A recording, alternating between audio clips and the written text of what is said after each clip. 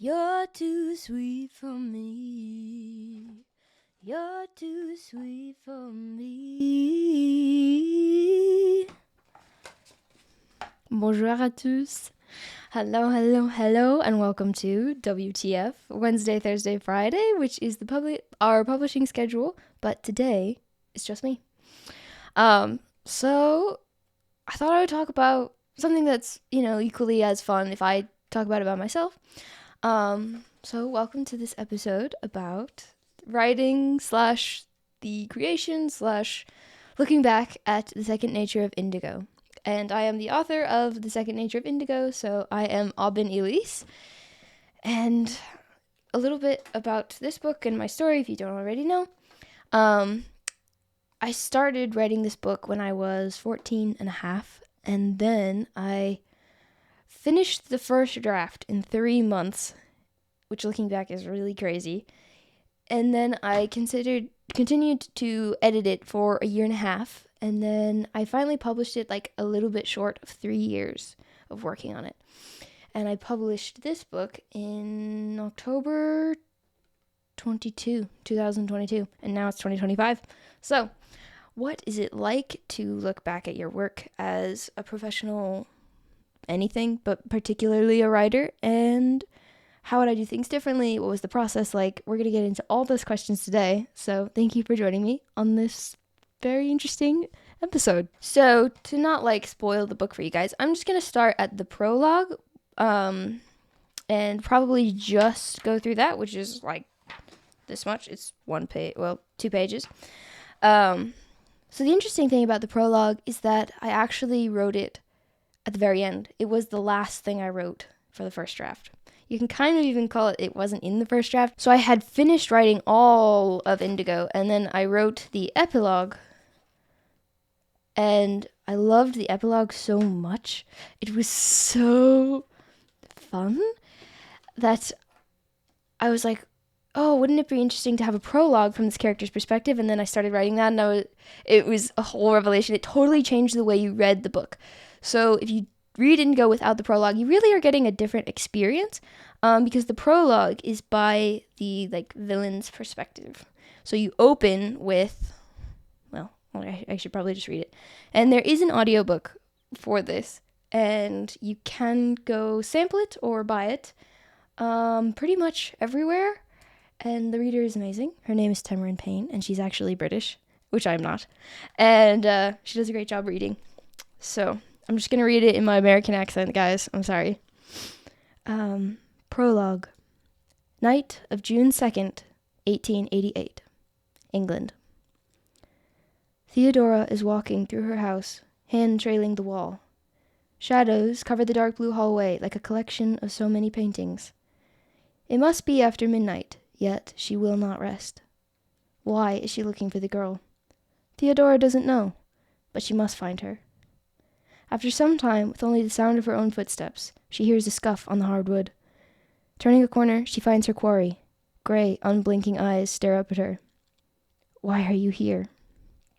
Theodora's voice comes out harsher than she expects. I came here to see you. The voice is light-hearted. A loving smile spreads over the girl's face to match. This is not her stillborn daughter. You'd never do that. You're right. The eyes turn to the floor, an ebony ringlet framing the young face. Just as quickly, a mischievous glint lights up her gaze. But you can't be right every time. Turning, the girl runs into the black hall and disappears.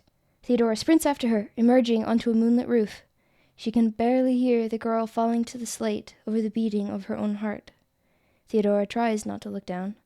She knows how this will unfold. Even as she attempts to resist, her hand guides the silver blade over the girl's neck. Beneath her sword, those eyes hold nothing but pity and heartbreak. With her next blink, she sees herself through the eyes of the girl, cold and unfeeling, empty. The roof presses into her spine. She wants to reach out and help that poor creature, but in this moment, the sharp embrace of the cold metal cuts through. Theodora screams, and the nightmare dissolves. Through the rest of her dreams, she weeps. Bitter tears stream down her face, sliding into her mouth. As the sun rises, she wakes, trying to ignore her plans for the day. What am I going to do? She doesn't know in this moment, for that is what this is, a single moment, the dusty collection of seconds in which one must choose their next steps, a choice that can change everything, opportunity, and then it's gone. It's actually really fun to get to read you guys this because I had a really specific way that I always heard it in my head, and I can actually share that with you guys now. So interesting thoughts after like many days of not reading this story. I think it's been like probably over 2 years since I read this story. Theodore has a really interesting voice, but is very, very unlike the main character. Like Indigo has a super different voice, partially because it's in first present and this is in third present, so third person present. And to give a contrasting example of Indigo's voice, I will read something. Okay. As I open my eyes, the thought strikes me that I had no nightmares last night. Not one. My room, dark blue wallpaper, wardrobe, and the rest greets me as I throw off sleep. The dress I wore last night reposes on Phoebe's chair opposite my bed. Last night? The circus! The thought lifts me out of bed and spins me around. The quilt around my shoulders flares out behind me like some empress's cape. It brushes the dress off the chair and falls away from my shoulders. Laughter tickles me as I retrieve the dress from the floor and dance it around the room. My feet find no particular rhythm but that of ecstasy. I hum the anthem of the show and repeat the parts I can remember. So those voices are just really, really different. And both of them are super different from the voice I'm writing now, which is Gabriel for the continuation of this story, which is just wildly different. He has a very introspective voice that is very metaphor and feeling based, while Indigo's is very action based. And Theodora's is very statement-based. The prologue is probably one of the most controversial parts of Indigo, where I received lots of different kinds of feedback. So a lot of people were like, I don't like the prologue. It's very cerebral, seems kind of like vaguely magical, but we don't see magic in the rest of the book. It was really confusing. Like, it's a very quick scene, but in this quick scene you also get a lot of introspection and action as well, so it's kind of hard to get all of those things while maintaining a vibe, and I really wanted it to have a strong vibe, so it was kind of problematic to edit. I edited it so many times. My editors went over it too, and but I'm glad I stuck with my decision and kept it because I think it does really set a tone for the book, even though Indigo kind of at first contrasts that tone a lot. I will say this. One thing that I'm going to find really fun to do is that through the rest of the books of Indigo, there will be a prologue, at least, probably also an epilogue, of another character's perspective, and they will all refer to Indigo as the girl. And throughout the prologue, the girl is capitalized. It's like a name. And I want to have all these different voices seeing Indigo as the girl, and they all think of her in different ways. So this book, it's Theodora. Next book, it will be a different character, maybe. I don't know. I am between a couple different ones, and then I know exactly who I'm doing for the third book of Indigo. So, yes, that'll be really fun.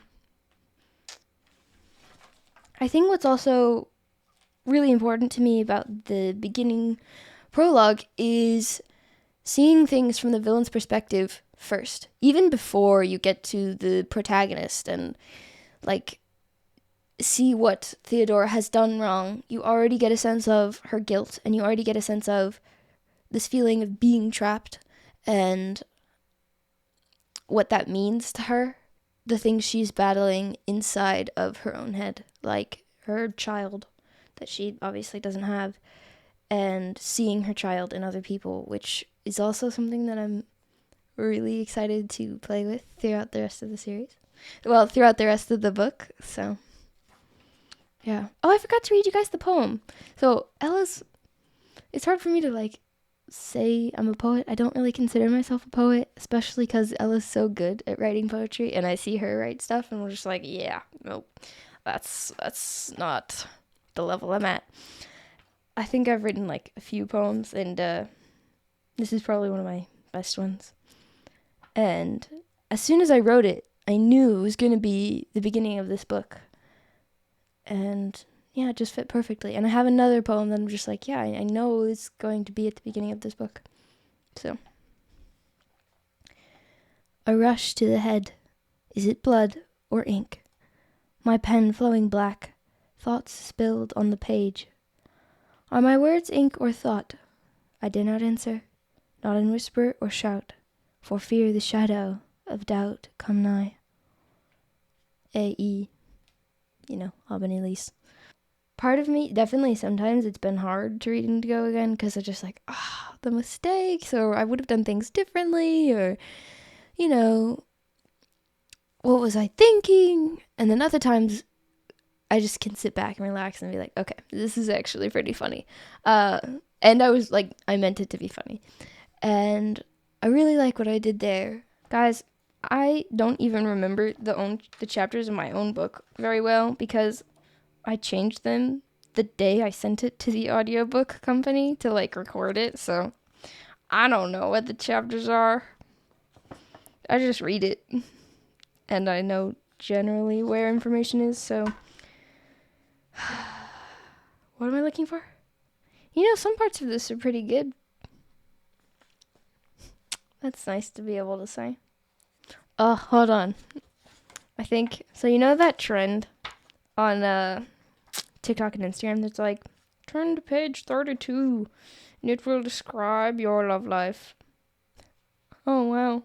Is it 31 or 32? Hold on. I remember it being vastly different because I did it. Yes. Okay. 30? Okay, it's 30. If it's 32, if its turn is 32, then it'd be, that must be nice. If it's 30, it's my hands instantly begin to sweat and I clasp them together in front of me, which I think both are pretty good. So, yeah. It changes version to version because this is the blue hardback, then there's a paperback. There's a yellow hardback and a yellow paperback, but the yellow ones are special edition only, so you don't really see them around anymore. It's been really, really cool to help Ella get along, move along in the process of writing her book, which is so amazing, and seeing this massive body of work come together. And it's been interesting because I was like, wow, I appreciate your book so much more.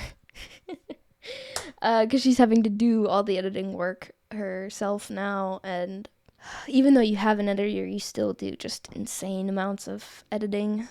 Man, I did so much editing work for a while. This book is about 80,000 words long, 84, I think, 1,000 words long, but it was over 100. I think it was 104,000 words long at one point, and then I cut back, obviously over 20,000 words. Or about roughly 20,000 words. I don't remember the exact numbers, but that's a lot of words to cut out. I think after the first draft, it was only 70-something thousand. So the length of the book changed a lot. But I think the story stayed roughly the same. It would be fun to do a spoilers included about my book. Because I would know all the spoilers, including the ones that you guys don't even know about yet, which would be awesome. But yeah. Look, my friend gave me a notebook for Christmas that has my cover art on it. It's so sweet, and it's already very full. I got it in Christmas, and it's March. Yep. Ta-da.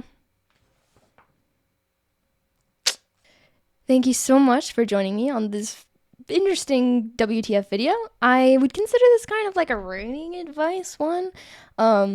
Mostly, I think what I'll say on like the writing advice part of it is you gotta create the work to learn from it. You can't really learn from it until you make it. So I wouldn't be where I'm at now, being able to critique and see Indigo in a very different light than if I had never made it. So you just have to make the work.